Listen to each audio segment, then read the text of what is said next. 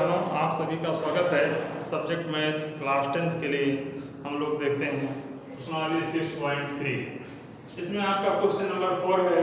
देखें, आकृति में क्यू आर बटा क्यू एस बराबर Q T upon P Q लिखा गया है।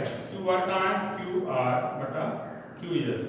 फिर क्या दिया? क्यू टी बटा पी आर यहाँ है। कोण 1 बराबर कोण 2 है। दर्शाइए कि त्रिभुज पी क्यू एस समरूपता का चिन्ह है। समरूप त्रिभुज T Q R P Q S और टी क्यू आर। ये ध्यान दें कि ये छोटा त्रिभुज और बड़े त्रिभुज को समरूप लाना है। तो पहले इन त्रिभुजों के बारे में हम कुछ जानकारी इकट्ठा करें कि क्या क्या चीजें मालूम है हमको। जरा देखते हैं। शुरुआत में बताया गया है कि त्रिभुज पी क्यू आर में देखें कोण 1 बराबर कोण 2 कैसे एक ज्ञात है। ये बताया गया कि ये कोण 1 और 2 बराबर है। फिर देखते हैं, इसी आधार पर हम एक निर्णय पर पहुंचते हैं कि कोण 1 यहाँ है, इसके सामने भुजा क्या है? P R. और कोण 2 इस बड़े त्रिभुज के लिए पी क्यू आर के लिए कोण 1 सामने भुजा पी आर और 2 सामने क्यू पी।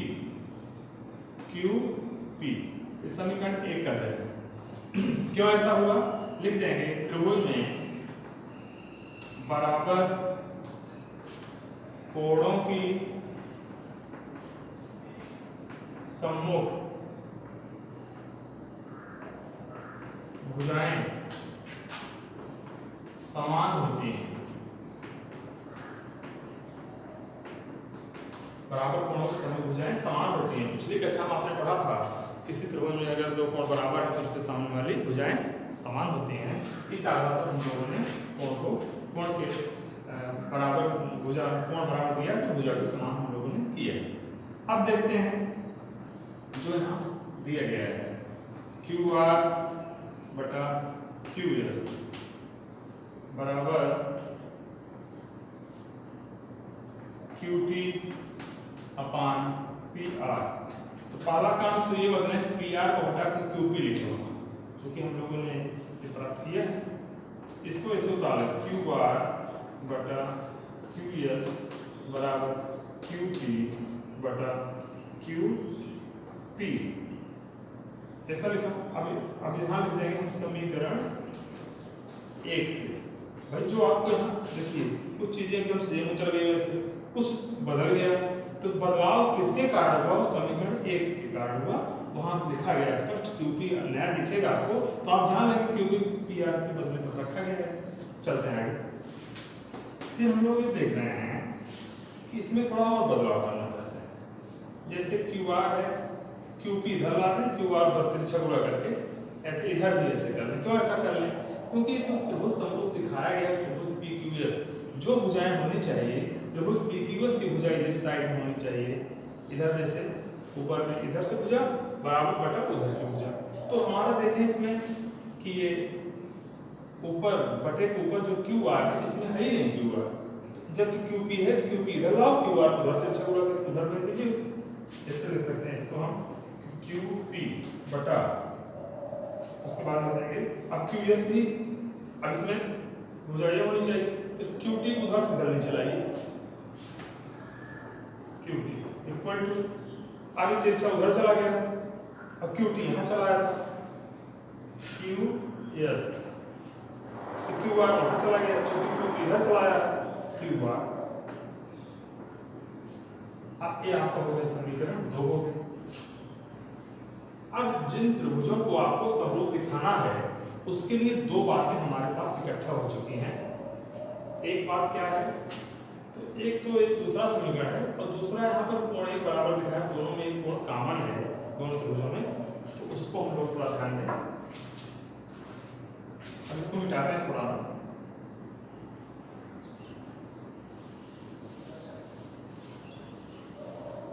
देखिए दोनों त्रिभुज को समरूप लाना चाहते हैं कि त्रिभुज पी क्यू एस और त्रिभुज टी क्यू आर में चलिए कोण Q बराबर कोण Q कैसे ज्ञात है?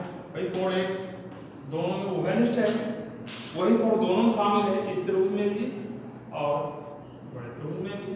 दोनों त्रिभुजों में कोण क्यों वही है तो ओवेनिस्ट बोलते हैं उसको। नहीं सॉरी, इसको लिख सकते हैं उभयनिष्ठ, लेकिन उभयनिष्ठ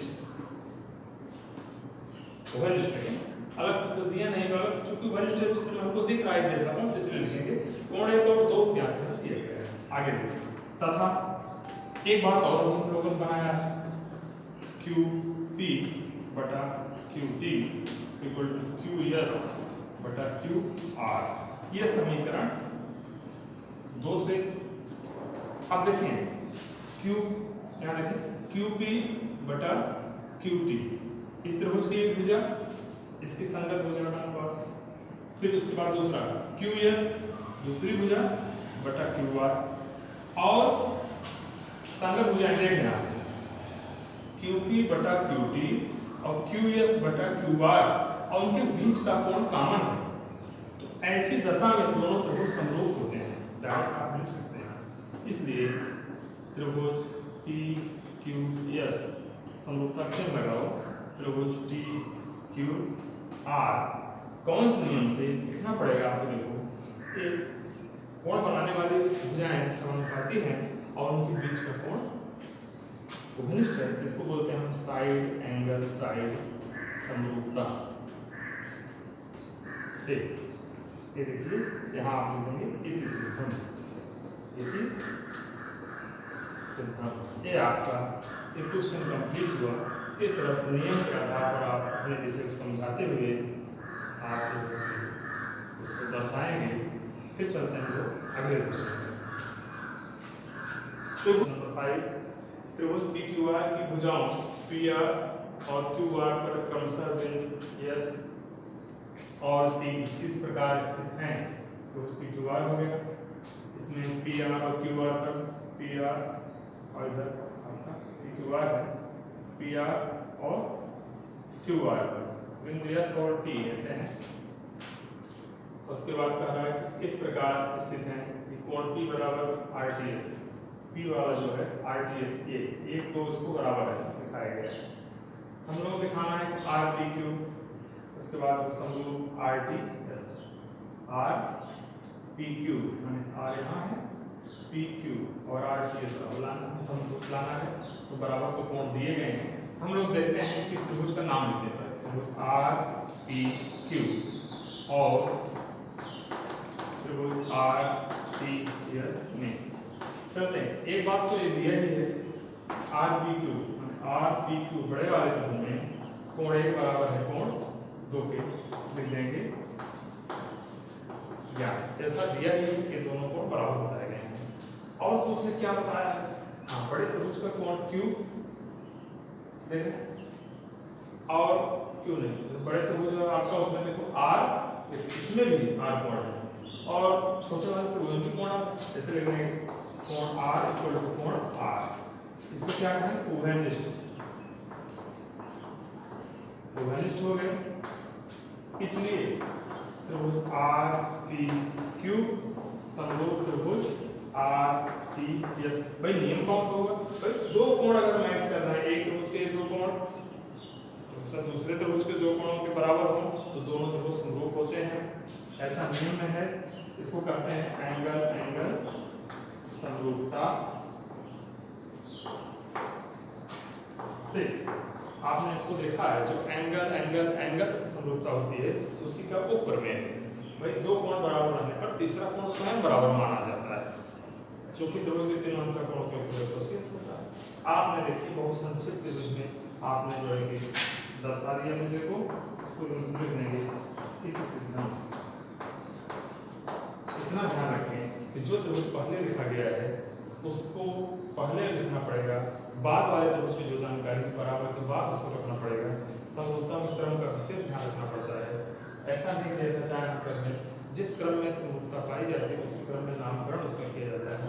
ठीक है, इस तरह से हम लोग एक दूसरे के सहयोगी बने रहें और लगातार प्रयास करते रहें और जो है कि आप ऊंचा लक्ष्य बना करके और अपना सतत प्रयास में लगे रहें।